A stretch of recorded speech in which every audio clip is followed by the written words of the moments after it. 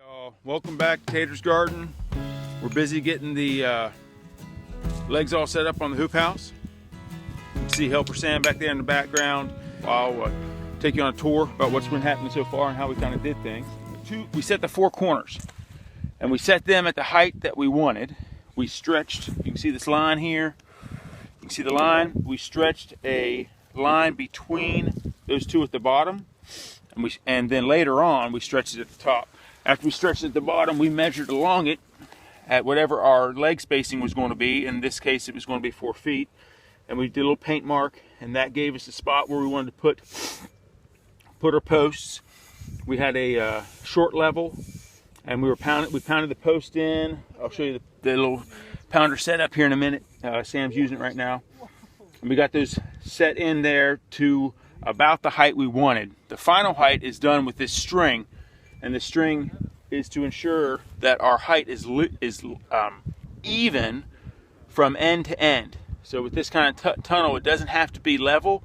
Level's kind of nice, and this is close to level, but just even is what's really important. So looking down through there, you all can see it's fairly even.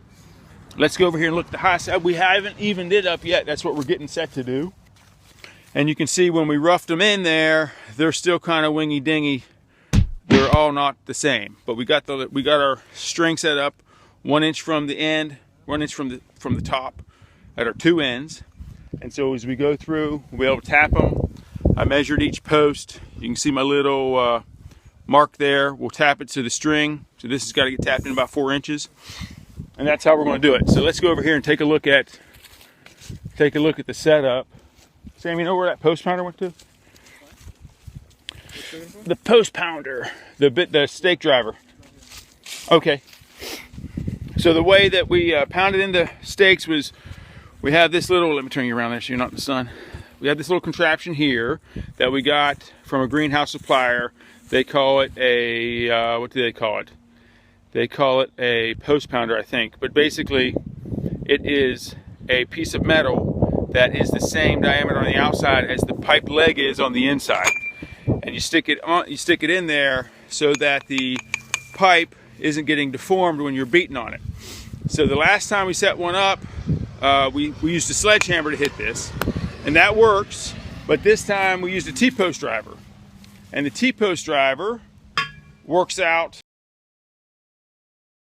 The way the T-post driver works is a great big pipe on a smaller pipe. It makes it so that our hits are more square. So the way that we had it set up was Sam would climb up on that ladder, he'd whack it 3 times. I would check plumb the level on 2 sides, the end-to-end side and the left-to-right side.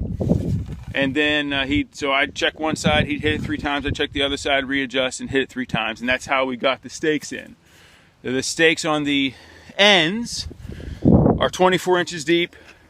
The ones in the middle are 18 inches deep, and after the rigid wood structure that will add to the rest of it, that holds the plastic down basically, I'm confident that that's going to keep us and we have a big bank of trees there, so the wind isn't going to pick this thing up. We're putting this ground fabric down on the top of the post. It's 4 feet wide. We're melting holes. What that's going to do is it's going to keep any weeds from coming up along the bottom, because that's where over the long haul, that's where our worst cases of weeds are. There'll be the toe board at the bottom. The weeds they persist underneath of the toe board, and they're hard to get out of there. But with this piece of ground cover here, we won't have that issue.